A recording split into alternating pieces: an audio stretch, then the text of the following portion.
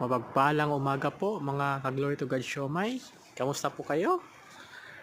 At meron po tayong mga customers. Sila po ay contractor po ng Maynilad. At nakita po nila ang ating pong tindahan. At sila po ay takam na kumain po. Sila po ay umorder ng special siomai at regular siomai. At ayan po. Sila po ay naglalagay po ng hot chili oil at mga sangkap po para po madagdagan po ang kanilang panlasa at lalong sumarap po ang kanilang pagkain po ng atin pong siomai. Ayan po si Kuya, ready to eat na po siya ng kanyang siomai na in order, java rice at regular siomai. Ayun po, kita po natin kung paano siya sumubo ng kanyang pagkain. Ayan po si Kuya, naglalagay po ng soy sauce sa kanyang pong kanin at siomai din po. Ito po, ready to eat na rin po ang Kuya. Praise God. At kaya din po ito si Kuya, talagang kumakain na talaga po siya. Gutom is real po.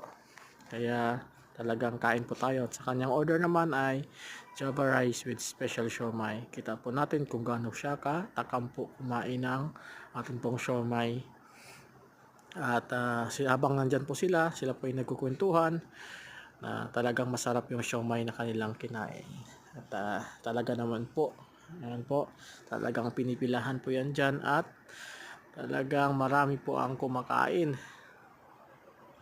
Ayun, tingnan po natin kung gaano kasarap si Kuya kumain ng atin pong special siomai at java rice po.